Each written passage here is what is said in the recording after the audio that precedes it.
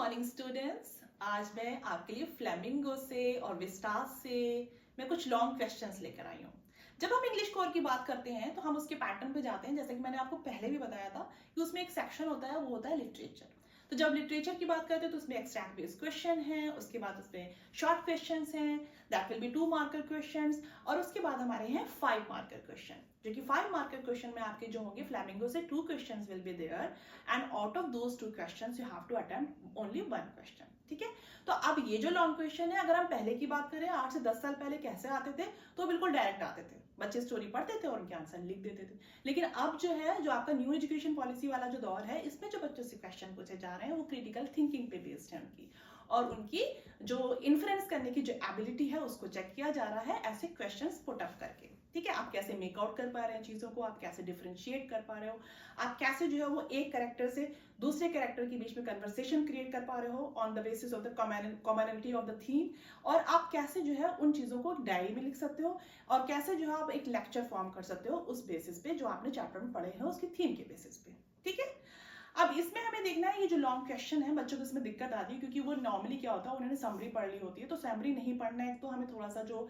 Between the lines है चीज़ों को उनको समझना होगा, और उसके बाद हम लॉन्ग क्वेश्चन जो है वो फ्रेम कर सकते हैं। कैसे फ्रेम कर सकते हैं? अगर हमने पहला चैप्टर पढ़ा है द लास्ट लेसन, तो हमें फ्रांस के पॉइंट ऑफ व्यू से चीज़ों को समझना है, और अगर हमने दूसरा क्वेश्चन पढ़ा है, दूसरा चैप्टर पढ़ा है लॉ स्प्रिंग, तो हमें बन जाना है वहाँ पे साहिब आलम बन जाना है, और उसी की जो सेकेंड स्टोरी है उसमें हमें मुकेश बन जाना है, जो कि एक मोटर मैकेनिक है ना, जो कि मोटर मैकेनिक बनना चाहता है। उसके बाद हम आएंगे आपके एडला विल मैनसन वाला चैप्टर, जो है आपका जो रैट ट्रैप है, उसमें जो एडला विल मैनसन का कैरेक्टर है वो किस तरीके से जो है वो कैसे रैट ट्रैप सेलर को वो चेंज कर पाती है, उसको कैसे ट्रांसफॉर्म कर पाती है, उसके अंदर क्या काबिलियत थी, उसके अंदर क्या क्वालिटी थी, ये सारी चीजें हमें एनालिसिस करनी होती है। अब हम आते हैं कुछ क्वेश्चंस को लेकर के, जो मैं आपके सामने डिस्कस करूंगी। यहाँ पे देखते हैं, पहला क्वेश्चन है discuss the themes of identity and self-awareness as portrayed in the last lesson।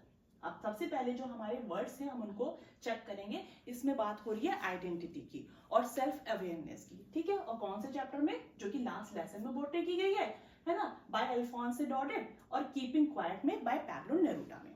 हमने पोएम पढ़ी थी, हमने चैप्टर भी पढ़ा है। अल्फोंसे डॉडेड ने क्या बताया है? उसने बताया है कि जो फ्रांस है उसके अंदर एक क्राइसिस आया है, आइडेंटिटी का क्राइसिस है, जो कि बेस्ड है किसके ऊपर? उसकी कल्चर के बेसिस पे। और कल्चर में जो पार्ट है वो कौन सा पार्ट है? वो लैंग्वेज वाला पार्ट है। यानी वहां पे जो है फ्रेंच लैंग्वेज के ऊपर जो है वो प्रॉब्लम आ चुकी है, क्योंकि वहां पे जो वॉर हुआ है, उस वॉर के जरिए जो है वहां पे अब फ्रेंच में कोई भी टीचिंग नहीं होने का ऑर्डर आ चुका है जर्मनी की तरफ से। ठीक है, तो अब यहाँ पे जो फ्रांस है वो बहुत ज्यादा दुखी था अपनी आइडेंटिटी को लेकर के। उसकी आइडेंटिटी क्या थी? उसकी आइडेंटिटी थी उसकी लैंग्वेज, जो कि थी फ्रेंच लैंग्वेज। ठीक है, तो यहाँ पे उसकी बात हो रही है, तो हम उसको यहाँ पे अपने आंसर में हाईलाइट करेंगे कि कैसे जो है वहां पे सेल्फ अवेयरनेस और आइडेंटिटी की बात हो रही है हमारे द लास्ट लेसन में।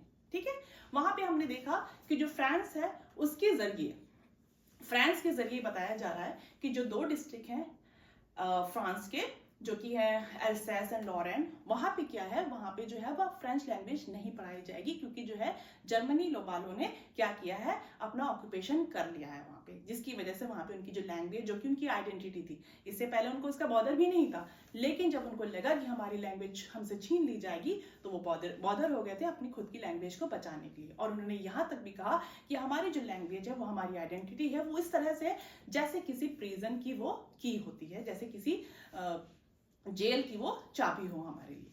अब हम आते हैं दूसरी पोएम पे। जो पोएम है हमारी वो है कीपिंग क्वाइट, और जो कि लिखी है पैब्लो नेरूदा ने।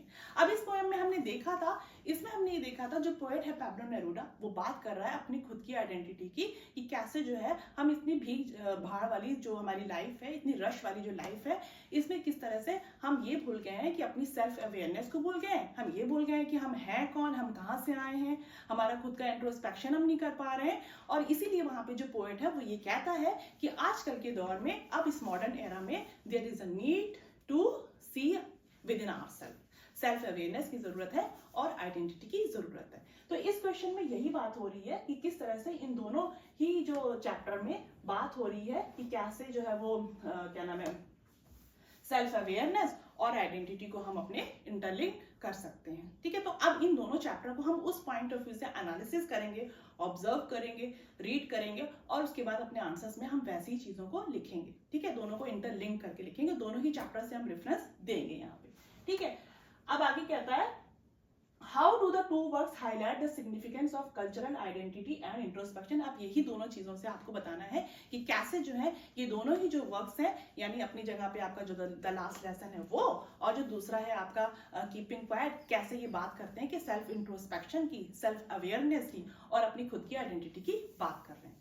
पोएम में भी हमने यही देखा कि अब लोग जो है वो वॉर्स में इन्वॉल्व हैं, कोई जो है वो ग्रीन वॉर में इन्वॉल्व है, कोई जो है वो दूसरे तरीके के वॉर में इन्वॉल्व है, लेकिन कोई ये नहीं समझ रहा है कि वो आखिर हैं कौन, उनकी खुद की आइडेंटिटी क्या है और वो किस तरह से अपनी एक्टिविटीज में पॉज नहीं दे पा रहे हैं और किस तरह से वो अपने आप को पहचान नहीं पा रहे हैं। ठीक है, तो यही दोनों को इंटरलिंक करके आपको सोचना है, समझना है, फिर अपने आंसर को लिख देना। ठीक है, ओके।